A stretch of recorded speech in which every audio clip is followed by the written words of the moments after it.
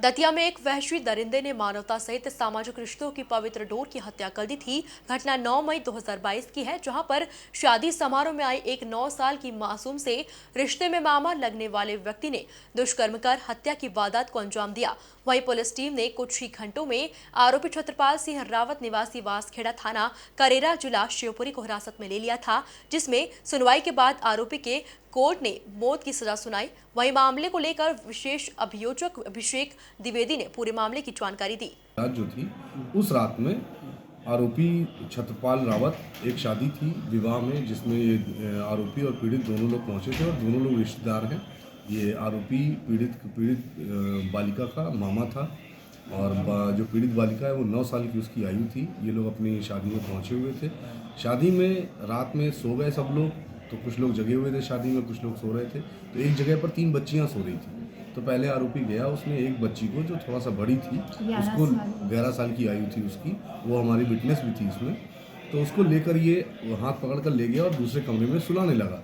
तो उसको वहाँ पे सुलाने के लिए बोला, लेकिन जब वो वहाँ पर बच्ची उठकर वहाँ से दूसरी जगह चली गई। लेकिन आरोपी जब वो बच्ची चली गई तो पहले आरोपी का ध्यान था कि उस बच्ची के साथ अपराध करें, लेकिन जब वो बच्ची चली गई और वो उसे दोबारा वापस आने पर वहाँ नहीं मिली, तो उसने दूसरी बच्ची को जो उसी खटिया पर लेटी हुई थी उसको सोते में उठाया, अपने कंधे पर डाला, जो कि उसकी भांजी भी थी, मतलब रिश्ते में, उसे लेकर गया और विवाहिक स्थल जहाँ पर विवाह का आयोजन था वहाँ से लगभग 100 कदम की दूरी पर नहर के किनारे ले जाकर उसने बच्ची को निर्वस्त्र किया, उसके साथ बलात्कार किया। उस बच्ची के शरीर पर कुल 12 चोटें थीं और उन 12 चोटों में उसके जो प्राइवेट अंग पे जो चोट थी वो बहुत गंभीर थी। इसके अलावा गले पर जो हड्डी थी वो हाइरॉइड हड्डी टूट गई थी।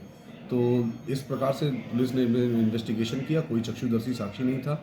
सारे के सारे साक्ष्य जो थे परिस्थितिजन्य साक्ष्यों पर निर्भर करते थे और पुलिस द्वारा जो विवेचना की गई वो भी अच्छी की गई और हमारी ओर से अभियोजन की ओर से हमारे डीपीओ साहब श्री आशीष चतुर्वेदी जी द्वारा इसका पैरवी की गई और उनके द्वारा बहुत अच्छे तर्क प्रस्तुत किए गए। सारे साक्ष्यों को उच्च समुचित प्रकार से प्रस्तुत किया गया और उनके किए गए तर्कों से और खासकर आरोपी को दंड के प्रश्न पर कि मतलब उसको कौन सा दंड दिया जाना चाहिए, इस पर हमारे सर ने बहुत अच्छा आर्गूमेंट किया और उसमें कोर्ट ने उसको मानते हुए आरोपी को मृत्युदंड से दंडित किया।